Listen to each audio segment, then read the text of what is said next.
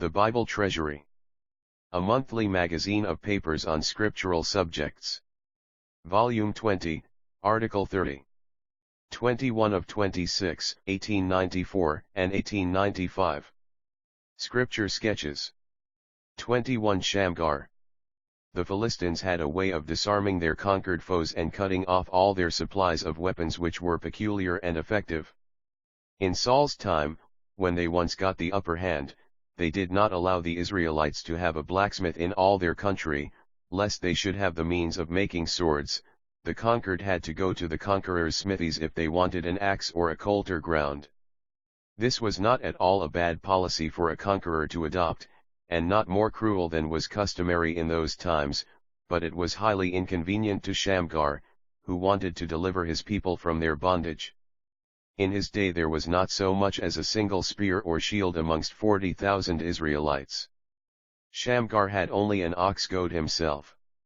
With this, however, he rose, slew 600 Philistine warriors, and emancipated the people of God, perhaps as remarkable a feat in its way as when the one-eyed Ziska and his 30,000 farm laborers rose up from that vast celebration of the Lord's Supper on the hills near Prague, and, armed only with scythes and flails, defeated 200,000 of the bravest and best armed troops in Europe.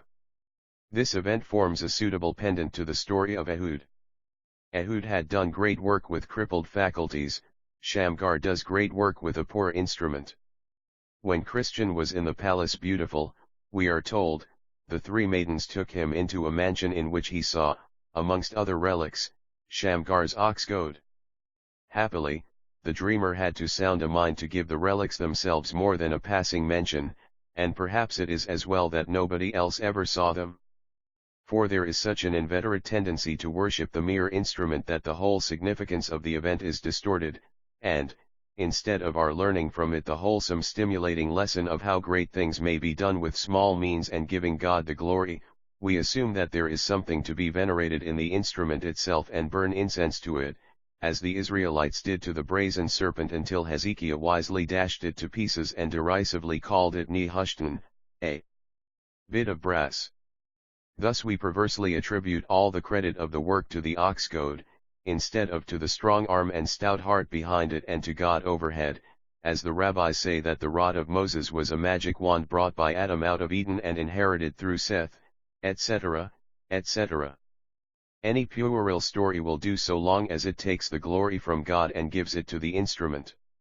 Mighty works have been often accomplished by the faith and energy of those who have possessed only small and apparently inadequate or contemptible means. If we take this lesson to heart, we shall not sit down waiting for swords or scepters before we commence to work. We shall hear the voice of God saying to us, "What is that in thine hand? A stick?" Moses broke the power of Egypt with such a one. What has not David or the woman of Thebes accomplished with a stone? Or Gideon with candles and pitchers? Or Samson, and perhaps many another, with the jawbone of an ass? I have no doubt that if men could get hold of the stick, stone, and so forth, they would preserve and adore them like the blood of Saint Januarius or the shin bone of some other defunct old saint, and we may, therefore, be grateful that they are not extant. I am sufficiently iconoclastic in such matters to be glad to see them destroyed, and Nehushtan pronounced by Hezekiah's contemptuous voice over every mere instrument that we are disposed to burn incense to. This holy candle, said the monk, has not been extinguished for 500 years. Then it is time it was, said the American tourist as he blew it out. Although it was not courteous to blow out the poor monk's treasured candle, and the action is not cited as an example, yet it requires a very abnormal condition of mind to be able to regret that the wretched rushlight, which gave so much occasion of labor and lying to grown people, was at last extinguished.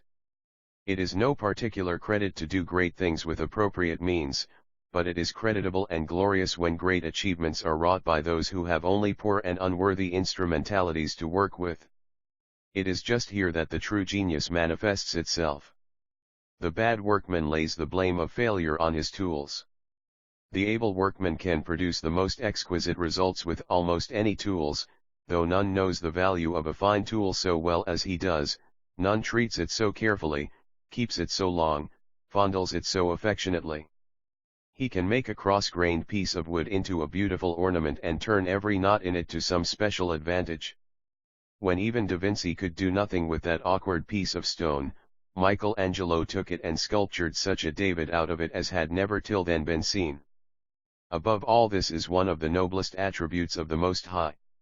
He takes up the devil's castaways, and, when his work is finished in them, they are taken to paradise, or he uses men of like passions to ourselves, feeble and frail, to do work on the earth that holy angels and flaming seraphs might be proud to be used in. He creates a world by a word and regenerates it by the foolishness of preaching. With a small brown seed, he can make a forest. With a few coral polypi, he raises a barrier of rocks 1,000 miles long in the Pacific, or with the little encrinites paves the vast basin of the Atlantic. Yeah, the ocean itself he constructs from drops of water, the mountains from grains of dust, the whole universe from microscopic atoms, spores, and cells.